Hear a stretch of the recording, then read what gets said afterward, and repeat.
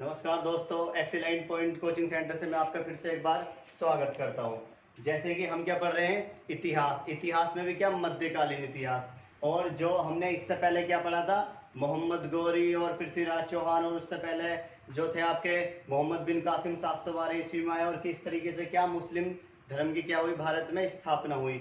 और धीरे धीरे क्या हुआ, आज जो भारत में मुस्लिम साम्राज्य की पूरी तरह से स्थापना हो चुकी थी। तो उसके बाद में जो आगे जो आया था, फिर आपका बाबर आया, जो 1526 में पानीपत का प्रथम युद्ध हुआ। और उसके बाद में क्या हुआ, बैक टू बैक भारत में बैक टू बैक आक्रमण होते रहे। तो उसके बाद में बाबर का जो पुत्र था, जो बाबर का पुत्र था हुमायूं, और हुमायूं का जो पुत्र था कौन, अकबर। और अकबर का पुत्र अकबर, और अकबर का जो पुत्र कौन आएगा आगे, जहांगीर। तो आज जो हम पढ़ने जा रहे हैं, जो अकबर का भाग 2 और इतिहास की क्लास भाग 14 पढ़ने जा रहे हैं। ठीक है। तो अकबर के जो थे नौरत्न, ये नौरत्न क्या थे, जो अकबर से बहुत ज्यादा संबंधित थे। कैसे, जैसे कि कोई इसका अच्छा लेखक था, और अच्छा रसोई घर था, और कोई अच्छे काम के लिए हमेशा ये इसके साथ ही रहते थे। तो इनको एक एक करके हम अच्छे से पढ़ेंगे। सबसे पहला था बीरबल। बीरबल जो था, ये मैंने कल बताया आपको, जो बीरबल था, बीरबल को कैसे, जो अकबर था उसने बीरबल की उपाधि दी। जो बीरबल था, इसके जो बचपन का नाम था वो था महेश दास। महेश दास। जब मैंने बताया, जो आसिफ आसिफ खान नामक एक व्यक्ति आया था, और उसे क्या था वहां पर, उसे 17 भाषाएं आती थी, और किसी को उसकी मातृभाषा पता नहीं चली। अब इसको देखते हुए यहाँ पे क्या करा इसने, जो बीरबल था, बीरबल ने क्या बताई, उसकी मातृभाषा बताई। और इसके बाद में क्या, अकबर ने इसको क्या उपाधि दी थी, कविराज या राजा की उपाधि से भी इसे सम्मानित किया। और जो बीरबल था, ये एकमात्र ऐसा व्यक्ति था हिंदू जिसने दीन इलाही धर्म स्वीकार नहीं किया था। और बाकी जितने भी थे सबने क्या कर लिया था, नवरत्न में सारे के सारे ने इन्होंने क्या किया, दीन इलाही धर्म स्वीकार किया था। और उसके बाद में जो आता है अबुल फजल। ये अबुल फजल वही है जिसने अकबरनामा नामक एक पुस्तक लिखी, और आईने अकबरी नामक भी पुस्तक जो लिखी थी वो अबुल फजल ने लिखी थी। और अबुल फजल की जो हत्या कौन कराएगा, जो अकबर का जो पुत्र है जहांगीर, वो इसकी हत्या कराएगा। आगे हम देखेंगे इसको। और नंबर 3 पे आता है कौन, तानसेन। तानसेन बहुत बड़े संगीतकार हैं, और तानसेन के जो बचपन का नाम क्या है, वो रामतनु पांडे था। और इनको अकबर ने संगीत सम्राट की उपाधि से सम्मानित किया था। और क्या, कंठाभरण विलास की उपाधि से भी इसको सम्मानित किया था अकबर ने। और नंबर 4 पे आता है आपका अब्दुल रहीम खान खाना। अब्दुल रहीम खान खाना जो था, इसने बाबरनामा जो पुस्तक थी, इसके दादा की जो बाबर की पुस्तक थी बाबरनामा, ये तुर्की भाषा में लिखी हुई थी। और जो अब्दुल रहीम खान खाना ने क्या, इसका फारसी में अनुवाद किया, तुर्की से फारसी में कन्वर्ट की। और इसी के ही गुरु थे कौन, तुलसीदास। और अकबर ने इसको कौन सी, खान खाना की उपाधि दी थी। ये अब्दुल रहीम खान खाना वही है जो बैरम खां का जो पुत्र था। बैरम खां जब छोड़ के चला गया था, तो इसने सारी इसकी जो देख रेख की थी वो अकबर ने की थी, और इसका पालन पोषण भी अकबर ने किया था, और इसलिए इसको अपना नवरत्न में इसको शामिल किया था। और नंबर 5 पे आता है मानसिंह। मानसिंह ये राजा भारमल के पौत्र व भगवान दास के पुत्र थे। मैंने बताया आपको, जो राजस्थान के एक राजा थे भारमल, और भारमल की जो पुत्री थी कौन, हुरुक्का बाई।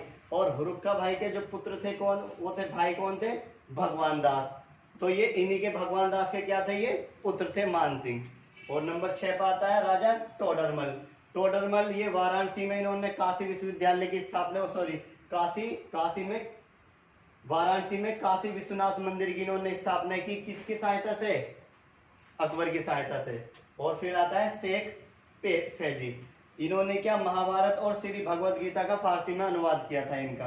क्योंकि अकबर तो अनपढ़ था, दिल्ली सल्तनत या गुलाम मुगल वंश का सबसे अनपढ़ व्यक्ति जो था वो कौन था, वो अकबर ही था। और फिर इसके बाद में जो आता है वो आता है हकीम हुकाम। ये क्या थे, अकबर के रसोई घर थे। और उसके बाद में आता है नंबर 9 पे मुल्ला दो प्याजा। इनका मुल्ला दो प्याजा नाम इसलिए पड़ा क्योंकि ये जब भी भोजन करते थे तो अकबर से ये क्या मांगते थे, भोजन में 2 प्याज मांगते थे, इसलिए इनका नाम क्या पड़ा, मुल्ला दो प्याजा। तो हम धीरे धीरे अकबर के आज पूरे जितने भी युद्ध हुए हैं वो सारे कुछ देखते हैं आज हम, ठीक है।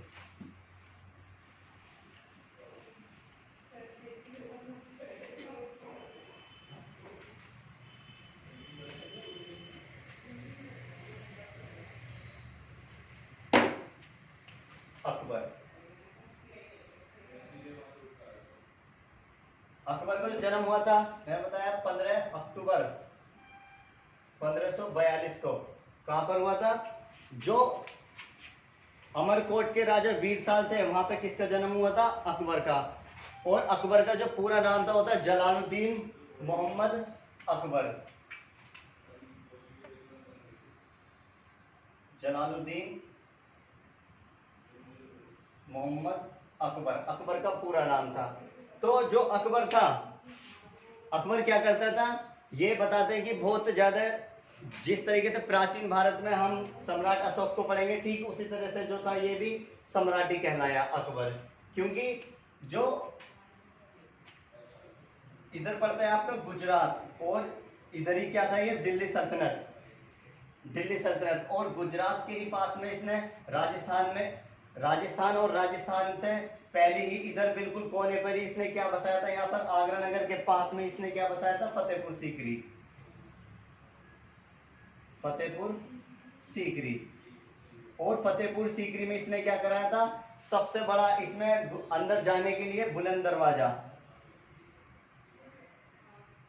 बुलंद दरवाजे का क्या करवाया? इसमें निर्माण करवाया। और इसी में इसने क्या कराया? दीन ए इलाही, दीन इलाही धर्म चलाया इसमें। ये क्या था दीन इलाही? कि इसमें क्या था, इसमें सब धर्म के लोग, क्योंकि इसकी जो पत्नी थी कौन? जोधाबाई, वो क्या करती थी जब भी वो पूजा पाठ करती थी तो तभी क्या थी, जो इस्लाम धर्म के लोग थे वो क्या करते थे, वो अपने मस्जिद में नमाज पढ़ते थे। तो उस समय क्या था, लोग कम थे, लोग मतलब मुस्लिम लोग बहुत अधिक थे, लेकिन जो मस्जिद थी नमाज पढ़ने के लिए वो बहुत कम थी। तो अकबर ने क्या करा, दीन इलाही नामक एक धर्म चलाया। कहां पर? बुलंद दरवाजे में। और इसी में क्या चलते थे, सारे जितने भी वो थे यहाँ पर क्या पढ़ते थे, वो नमाज पढ़ते थे। तो फतेहपुर सीकरी में इसने करवाए। तो अकबर को क्या करना था, इधर गुजरात पड़ता है, गुजरात। तो अगर हम इस तरीके से मैप में देखेंगे तो ये राजस्थान वगैरह, ये गुजरात वगैरह क्षेत्र आ जाता है इधर का। तो अकबर को समुद्री मार्ग से क्या करना था, व्यापार करना था। और समुद्री मार्ग में कौन सा राज्य पड़ता है, वो गुजरात। तो इस तरीके से अकबर को क्या गुजरात में भी आक्रमण करना था। तो गुजरात से नीचे यहां पड़ता है मेवाड़, मेवाड़। और मेवाड़ के जो उस समय राजा थे, सबसे प्रतापी राजा,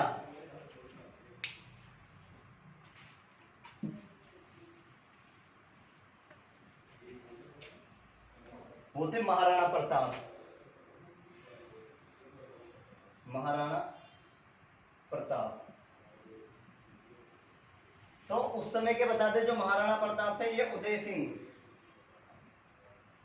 उदय सिंह के पुत्र थे महाराणा प्रताप। जो उदय सिंह थे इनका एक और पुत्र था जगमल,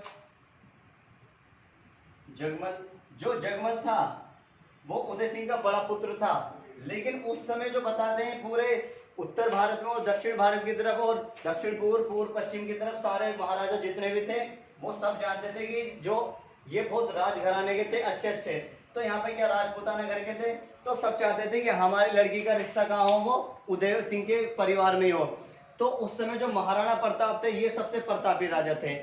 जब उदय सिंह की जो मृत्यु हुई, मृत्यु होने के बाद में अब बड़ा पुत्र कौन था, महाराणा प्रताप। लेकिन जो वहां की जो सरदार थे, जो भी सैनिक थे, उन्होंने किसको बैठा दिया गद्दी पे, जगमल को। और जैसे जगमल को बिठाया तो इसने क्या करा, जो जनता थी उनको परेशान करने लगा ये जगमल। लेकिन कुछ सैनिक ऐसे थे, सरदार थे, और वो किसके साथ मिल गए, महाराणा प्रताप के। और महाराणा प्रताप के साथ मिलने के बाद में उन्होंने क्या किया, अपने भाई के विरुद्ध आक्रमण कर दिया। लेकिन इनको मारा नहीं, इनको हटाने के बाद में और सीधा गद्दी पर कौन बैठ गए, फिर महाराणा प्रताप। तो महाराणा प्रताप जैसी गद्दी बैठे तो लगभग बताते हैं इनकी जो हाइट थी महाराणा प्रताप की, महाराणा प्रताप इनकी जो हाइट थी लगभग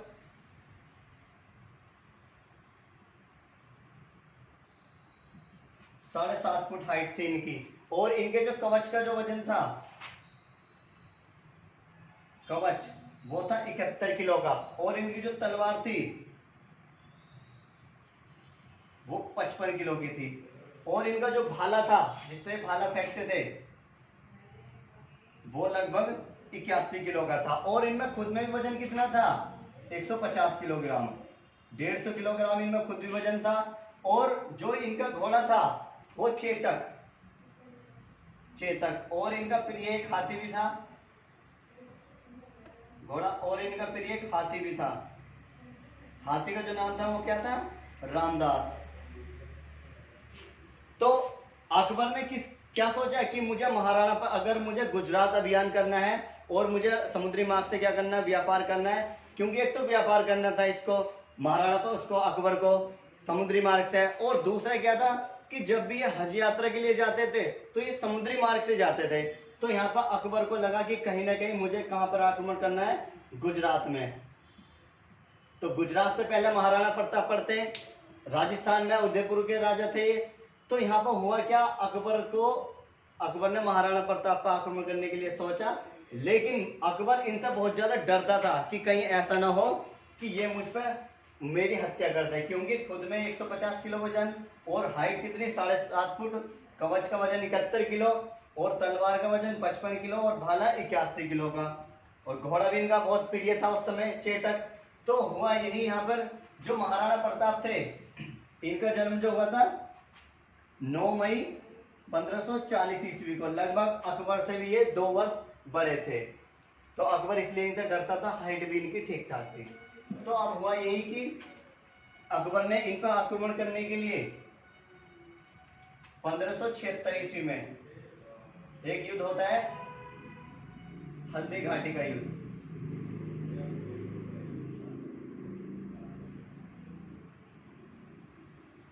हल्दी घाटी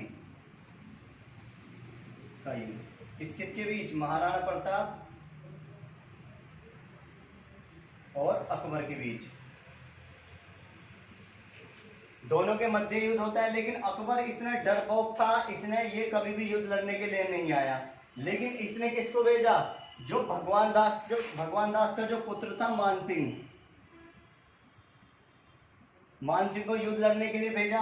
अब जो मान सिंह था, ये पूरी जो महाराणा प्रताप थे इनके पास मात्र 20,000 सेना थी, 20,000 सैनिक थे। और जो ये अकबर थी, अकबर का जो संरक्षण कर रहा था वो मान सिंह, और मान सिंह के पास लगभग 1,80,000 सैनिक थे। और इसने क्या करा, 1576 ईस्वी में हल्दी घाटी का युद्ध हुआ, और इस युद्ध में क्या हुआ, महाराणा प्रताप पे इसने आक्रमण कर दिया मान सिंह ने। लेकिन वहां मान सिंह को महाराणा प्रताप ने समझाया कि तुम भी हिंदू हो और मैं भी हिंदू हूं, तो क्यों हिंदुओं का हिंदुओं से खून बहे, इसलिए तुम ये युद्ध मत लड़ो। लेकिन मान सिंह नहीं माना, और इस युद्ध में हुआ यही, यहाँ पर महाराणा प्रताप इसके पीछे पड़ गए मान सिंह के, और यहाँ पर मान सिंह पूरी तरह से हार गया। और हारने के कारण ये सीधा कहाँ भाग गया, अकबर के पास में। जैसे अकबर के पास भागा ये, अब दूसरी बार फिर 1576 ईस्वी में ही अकबर और अकबर का जो पुत्र जहांगीर के साथ में आसिफ और मान सिंह, ये चारों व्यक्ति आए। और आने के बाद में हुआ यही, यहाँ पर क्या हुआ, चारों व्यक्ति आए और आने के बाद उन्होंने क्या कर दिया, महाराणा प्रताप के ऊपर आक्रमण कर दिया। ये भी 1576 की बात है, हल्दी घाटी का युद्ध। जब आक्रमण कर दिया यहाँ पे, अब जो महाराणा प्रताप थे वो बीच में थे इस तरीके से, और इनको चारों तरफ से क्या यहाँ पे घेर लिया, किसने, जो अकबर की सेना थी। तो यहाँ पे जो महाराणा प्रताप थे इनका एक सेनापति भी था जिसका नाम था सेलम। अब सेलम ने देखा जो महाराणा प्रताप है वो इस युद्ध में क्या हार रहे हैं, बिल्कुल अब उनकी मौत निश्चित है। तो यहाँ पर सेलम क्या हुआ, यहाँ पर गया और इनके जितने भी कवच वगैरह जो थे वो खुद पहन लिए, और यहाँ से महाराणा प्रताप को कहाँ पर भगा दिए। और महाराणा प्रताप यहाँ से भाग गए। अब भागने के बाद में ये जंगलों में अपना समय व्यतीत करने लगे। लेकिन कुछ समय बाद कुछ यहाँ के राजा महाराजा थे जो बहुत पैसे वाले थे। एक आता भामाशाह, उस समय का बहुत पैसे वाला व्यक्ति था ये। तो महाराणा प्रताप के पास ये पहुंचा और इसने कहा कि तुम कुछ भी करो, मुझसे जितना भी धन है मेरे से सारा पैसा ले लो, लेकिन किसको मत छोड़ो, अकबर को, अकबर की हत्या कर दो। तो इसने कहा महाराणा प्रताप ने कि मैं अब ये युद्ध नहीं लड़ूंगा। लेकिन इसने जैसे तैसे करके महाराणा प्रताप को समझाया, और यहाँ से महाराणा प्रताप क्या इस युद्ध को लड़ने के लिए तैयार हो गए। जैसे युद्ध लड़ने के लिए तैयार हो गए और बताते कि जो भामाशाह था इसके पास इतना पैसा था, इतनी असरफिया थी कि ये 1 साल तक जो अकबर की जो पूरी सेना थी लगभग 3 लाख के आसपास, उनको 1 साल तक क्या करा सकता था, ये भोजन करा सकता था। इतना पैसे वाला व्यक्ति था ये। तो यहाँ पे इसको कुछ पैसे वैसे दिए भामाशाह ने, और महाराणा प्रताप ने फिर उसी स्थान पर 1576 ईस्वी में तीसरा युद्ध हुआ, फिर वो हल्दी घाटी का युद्ध। और उस युद्ध में महाराणा प्रताप और अकबर के जितने भी सैनिक थे और महाराणा अकबर भी और इसका पुत्र और मानसिंह सारे के सारे आ गए और इस पर आक्रमण कर दिया महाराणा प्रताप पे। अब महाराणा प्रताप क्या हुआ, इस युद्ध में पूरी तरह से हार चुके थे। जैसे इस युद्ध में हारे महाराणा प्रताप,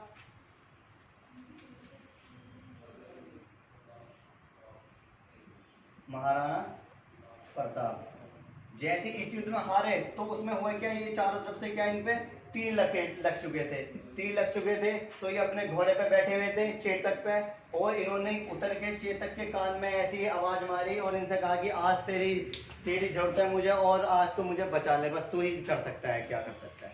तो यहाँ पर हुआ यही, चेतक जो था, चेतक ने एकदम पता नहीं इसके अंदर क्या हुआ, और ये तुरंत ही इतने वेग से क्या यहाँ से सीधा कहाँ भाग गया, उदयपुर। और उदयपुर में जैसी भागा और रास्ते में एक नाला पड़ा बहुत बड़ा, लगभग बताते हैं इसकी हाइट जो थी, वो लंबाई जो थी वो थी 27 फीट। कभी कभी ये 29 फीट भी आ जाता है, लेकिन एनसीईआरटी में जो वो कितना है, 27 फीट ही है। तो यहाँ पर जब ये जा रहा था चेतक घोड़े पे बैठा के इसको, महाराणा प्रताप को, और पीछे कौन थे, अकबर की सेना थी। और जैसे यहाँ पे महाराणा प्रताप घोड़े पे बैठा था और घोड़े ने क्या करा, चेतक ने तुरंत ही इसी नाले में कूद गया और नीचे नीचे नीचे क्या ये पार कर दिया। जैसे ये पार किया, अब यहाँ पे सारी सेना देखती रहेगी कि ये घोड़ा है क्या है। तो उधर पहुंचने के बाद में फिर ये जंगलों में भटकते रहे महाराणा प्रताप, लेकिन इनके ही क्या था भाई, जगमल। और जगमल क्या करा, अपनी कुछ सेना लेकर सीधे कहां पर आ गया, जंगल में ही महाराणा प्रताप के पास, और यहाँ पे महाराणा प्रताप को मारने के लिए तैयार हो गया। लेकिन महाराणा प्रताप ने कहा कि तू मुझे मार सकता है, तू मेरा भाई है, मुझे कोई दुख नहीं है इस बात का।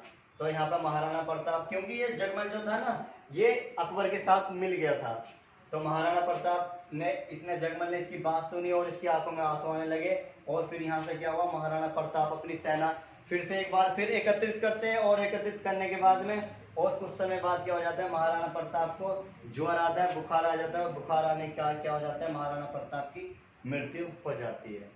तो इस तरीके से जो था, अकबर ने किस पे, महाराणा प्रताप पे आक्रमण किया था, जिसको हल्दी घाटी का युद्ध कहते हैं।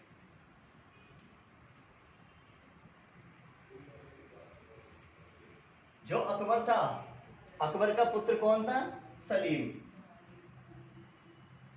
एक अजमेर के एक शासक थे, राजा अजमेर के एक सूफी संत थे जिनका नाम था शेख सलीम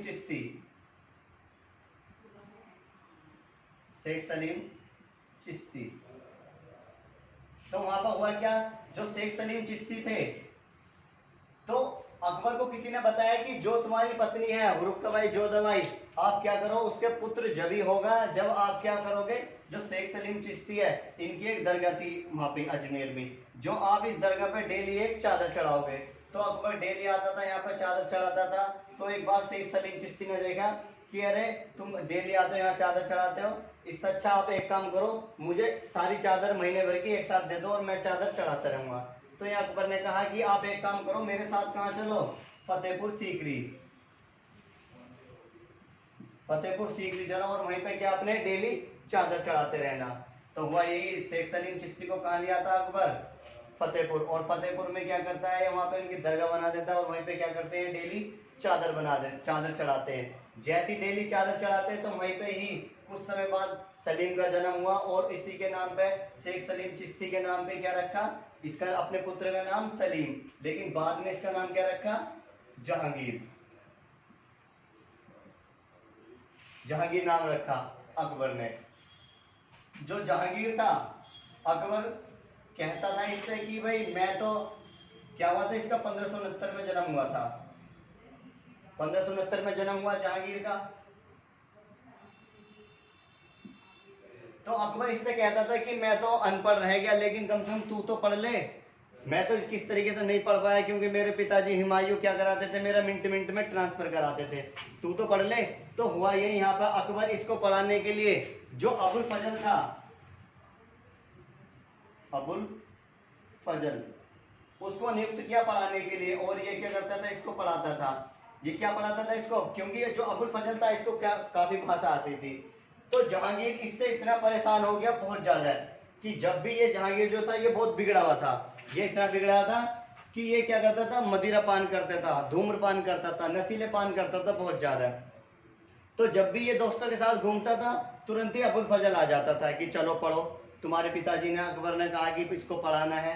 तो जहांगीर इससे बहुत ज्यादा दुखी हो गया और अबुल फजल इससे दुखी हो गया, ये इससे दुखी हो गया, क्योंकि अकबर इससे बोलता था कि तुम्हें पढ़ाना है नहीं तो तुम्हारी हत्या निश्चित हो जाएगी। अब जहांगीर इससे नहीं पढ़ता था तो ये दोनों आपस में इस तरीके से परेशान रहते थे। तो यहाँ हुआ क्या, यहाँ पे जो अबुल फजल था इसको पढ़ाता था, लेकिन जो जहांगीर एक बुंदेलखंड पढ़ता है, बुंदेलखंड, और बुंदेलखंड के जो उस समय शासक थे वीर सिंह बुंदेला,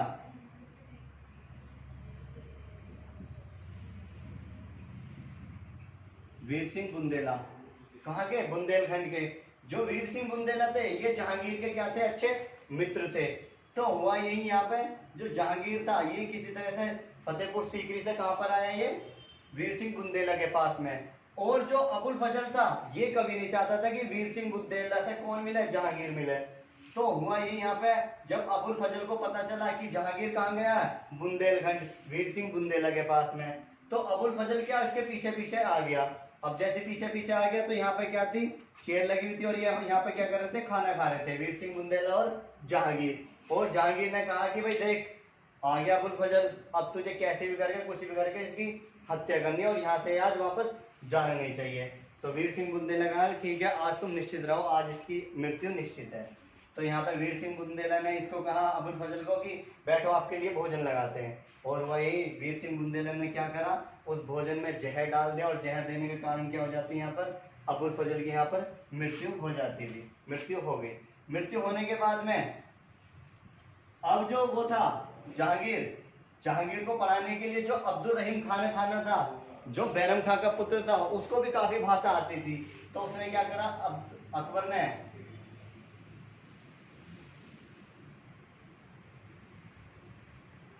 अब्दुल रहीम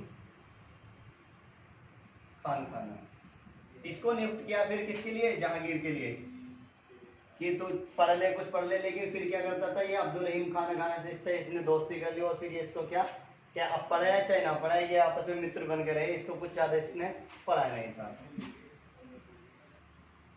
तो जब अकबर गद्दी पे बैठा हुआ था, एक पढ़ता है रूपमती, एक महिला थी उस समय की, बताते हैं कि ये चित्तौड़गढ़ की थी, चित्तौड़गढ़, और चित्तौड़गढ़ की बताते हैं ये उस समय की बहुत बहुत अच्छी सुंदर महिला थी। इतनी सुंदर थी कि ये विश्व विजेता, विश्व यूनिवर्स थी उस समय की। तो यहाँ पर हुआ क्या, जो रूपमती थी, ये रूपमती इतनी सुंदर थी तो एक व्यक्ति थे बाज बहादुर,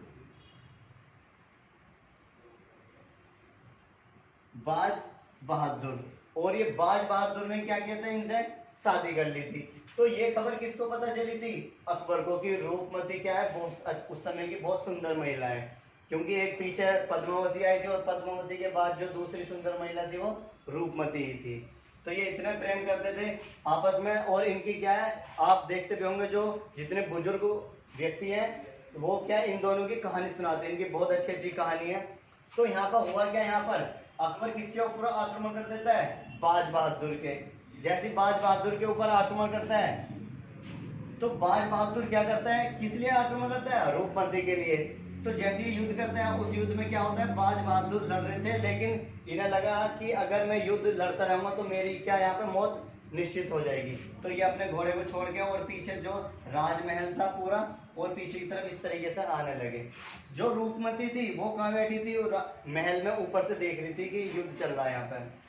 तो रूपमती को पता चला जो बाज बहादुर है वो क्या इस युद्ध में मारे गए, यहाँ से देख रही थी। और अकबर क्या यहाँ से इस तरीके से आने लगा दरबार में इसके। जैसे ही आया तो इसे रूपमती को लगा कि अब मैं मर जाऊंगी, लेकिन इसकी क्या, इससे कभी भी शादी नहीं करूंगी अकबर से।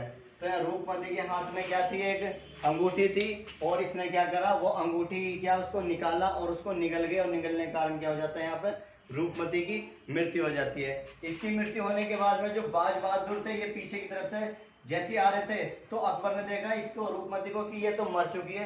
तो अकबर तुरंत इसको छोड़ के कहाँ चले जाते, अपने फतेहपुर सीकरी।